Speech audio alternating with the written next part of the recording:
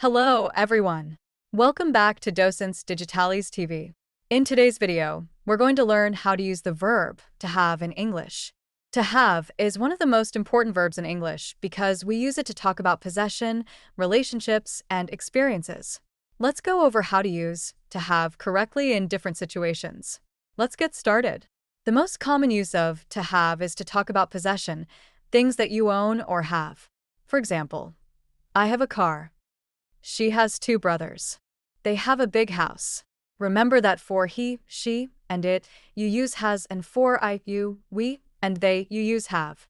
This is the basic rule for talking about what you or someone else possesses. To make a negative sentence with to have, add do not or does not. For example, I do not have a pen. She does not have a pet. They don't have any questions. You can also use contractions to sound more natural. For example, do not becomes don't, and does not becomes doesn't. Practice using these to express when you or others don't have something.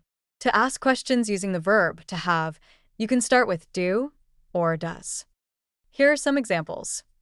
Do you have any siblings? Does he have a job? Do they have enough time? For he, she, and it, use does. For I, you, we, and they, use do. This is a simple way to ask about what someone has or doesn't have. We also use to have to talk about experiences such as having a meal, having fun, or having a conversation. For example, I'm having lunch. They're having a good time. We had a great meeting yesterday. In these examples, to have is used to describe something you experience or do, not just what you own. It's a versatile verb that can be used in many situations.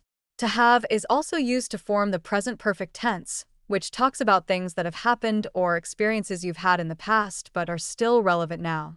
For example, I have visited Paris. She has already finished her homework. We have lived here for 3 years. In the present perfect, use have or has plus the past participle of the main verb to describe past actions or experiences. By using the verb to have in these ways, you'll be able to talk about what you own, your experiences, and much more. Practice these structures in everyday conversations to become more comfortable with this important verb.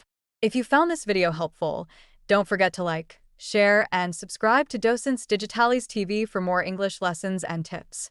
Thank you so much for watching, and I'll see you in the next video. Keep practicing, and happy learning!